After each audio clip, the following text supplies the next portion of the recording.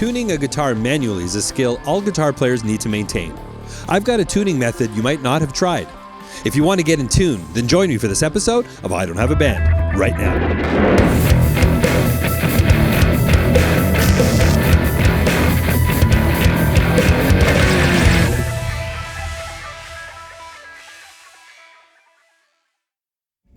Welcome to episode 33 of I Don't Have a Band.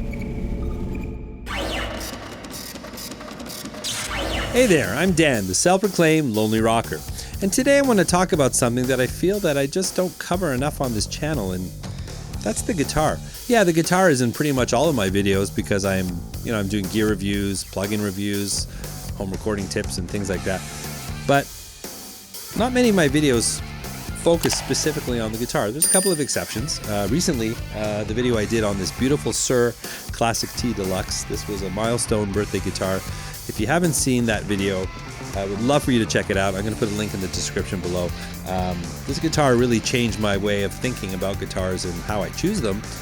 Typically, I lean to more Gibson guitars, much like this old Norland era Gibson Challenger and my beautiful Howard Roberts here. But what made me switch gears and go in the direction of a Tele style Suhr? Well, check the link and you'll find out. Anyways, what I want to talk about today is tuning your guitar yourself. And yes, I know there's a lot of videos on YouTube out there and a lot of debates about tuning your guitar wrong. I'm not wading into those debates. I actually have a technique that I learned in the 80s. I think it was in some guitar magazine. I believe it was Steve Morse who was talking about this method. Now, I've looked high and low. I've looked for videos, articles. I can't find any information on this tuning method. I've been using it for years. So I thought it'd be fun to share it with you.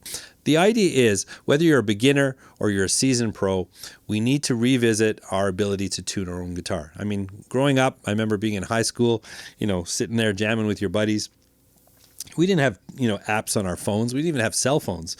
We didn't want to carry around our tuners. I mean, I still actually have my old TU-12H from back in the day, but I never wanted to lug this thing around.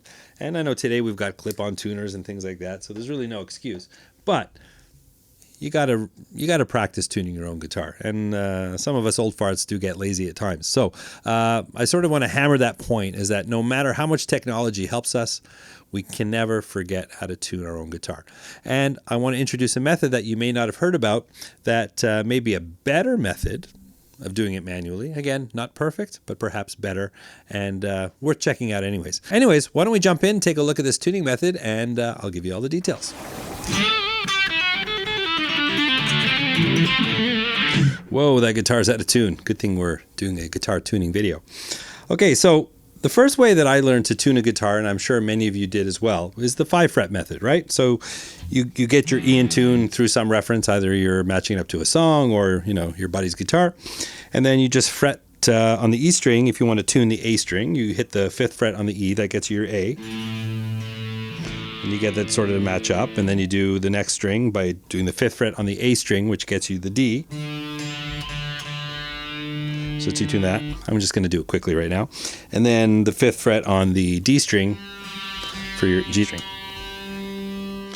And then, of course, as you got to tune the B string, you had to slide down a semitone on the G string to catch the B, which is actually on the 4th fret. And then the 5th fret on the E on the B string to get your E. Great, so I'm going to put that out of tune again. So after doing that for a couple of years, you're getting a little better and you're looking for better ways. A common way to tune your guitar that would sort of graduate from that method is the harmonic method. And I'm already hearing those anti-harmonic tuners cringing. The way that works, as most of you probably already know, if you again, let's say you start with your E string, get that in tune, and then you hit the 5th fret harmonic on the E string, and pair that with the 7th fret on the A string. God, I can just hear those anti-harmonic people just screaming in the background. Harmonics will never work. Harmonics are wrong. And the same thing, you follow that pattern along, 5th fret, 7th fret. And then again on the D string to the G string. But then the problem is that doesn't work from the G to the B, so you're back to fretting again on the 4th fret. And then you've got your harmonic back here on the 5th fret, on the B string to the 7th fret on the E string. Anyways, I just blew through that because we're not learning that today, but that's sort of a basic way to tune your guitar. Now, both of those methods rely on a changing reference point, and that's kind of where the big problem is. Yeah, you know, people who say you should be tuning a guitar with harmonics because, you know, the 12th frets should be, if your guitar has proper intonation, then your 12th fret harmonic should be bang on, but a properly tuned guitar and properly set up, the harmonics on the 7th fret will just be a little bit out, but that's just how it is. We're not really worrying about that here today. But the biggest issue with both of those tuning methods is that the string reference is changing, right? So let's say, for example, you get your E in tune, and then you go to tune that A. Who's to say that's going to be perfect, okay? Even for our purposes here, we're not recording, but we just want to get it in tune. So let's say we're like a couple of cents out. Cents are those fractions in between. You know, you've got a full tone, a semitone, and then you've got all those little ticks in between. Those are called cents. So maybe you're out by a couple of cents. And then now your A, which is kind of in tune to your E, but it's a little bit out, and then you use that as your reference point to tune your D string. And then so on down the line is that sort of little bit different sort of compounds, and by the time you get to the high E string, who knows, maybe you're like a semitone out between your low and your high E. So that's the biggest problem that I find with that tuning method, is that the reference point keeps changing. So with this method I want to show you, let's put her out of tune again. Oh, that's beautiful. Okay. So the way this method works is we're going to tune the entire guitar and reference only one string, and it's going to be a combined harmonic and fretting technique. So in this case, let's just assume that A is in tune. And again, please don't tune to me. Let's assume that A is in tune. So we're going to do the harmonic method. So with this method, we're going to be tuning the entire guitar and referencing one string, and we're going to be using the A string. So let's assume that this A is now in tune to our reference. We're going to tune the rest of the guitar to that string. So we're going to start off with a familiar method. Let's use the harmonic method. Guitarist so out of tune. Dude, those harmonic people are driving me crazy.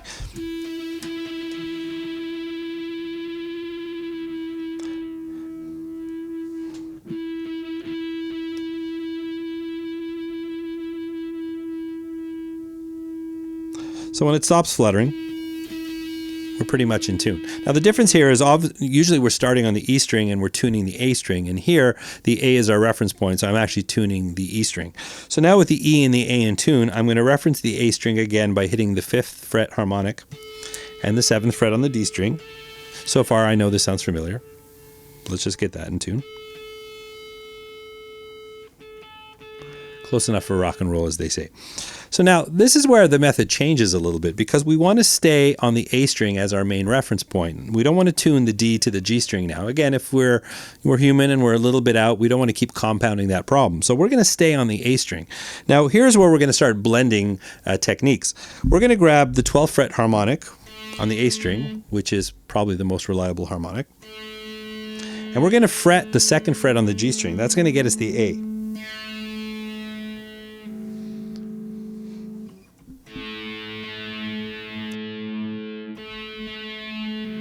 So we get that relatively in tune.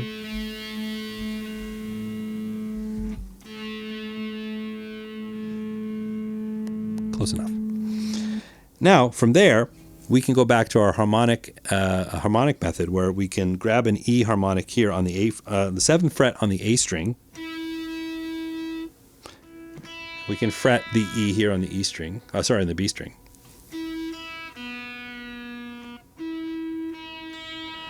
And then I catch the high E at the same time. Go flat, bring it up. So just to review, start sort of traditional with the 5th, the 7th fret harmonics.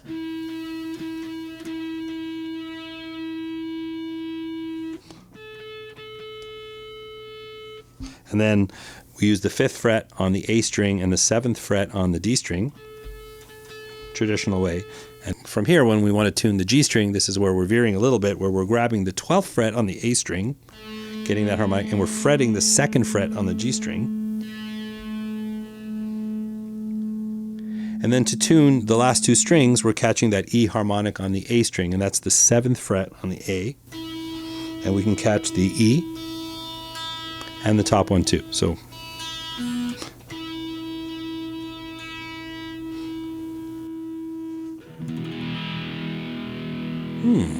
not bad. So really thinking about this technique, the idea is you want to reference one string. Now you certainly can look for other harmonics, other ways to catch, if you want to fret, whatever you're most comfortable with. I've looked at this a bunch of different ways, and this makes the most logical sense to me.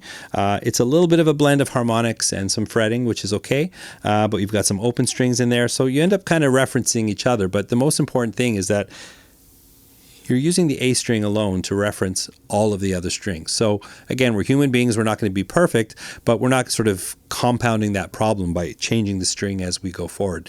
We're sticking on that one string, referencing all of our tunings to that one string, but it's pretty simple to do, it's pretty quick, so you should give it a try, and I'd love to hear your thoughts. Well, there you have the one string reference tuning method. What do you think? Have you heard about it before? Have you given it a try? Would love your thoughts. I think it's a refreshing approach to tuning the guitar yourself. And like I said before, whether you're a beginner or you've been at this for a while, tuning your guitar is not something you should ever forget how to do. We're going to use tuners when we've got a gig or recording. Yes, of course, I know that. But honestly, it's the most basic thing you need to know as a guitar player, how to tune your guitar. And we're not talking about 100% perfection, but it's just something that you need to do. It's a step that you definitely shouldn't skip if you're a beginner. So again, would love your thoughts on this. If you've tried it out, if you've already heard about it, if you've got a better way, just let me know in the comments. Would love to hear from you. Please like, subscribe, and ring that bell to stay up to date with The Lonely Rocker. And I certainly hope I'll see you again on the next one. As always, if you have any questions, let me know in the comments. And please like, subscribe, and ring that bell to stay up to date. Remember, you don't need a band to rock and roll. There are a lot of great musical projects you can do by yourself, right from your own home. I hope to see you again next time.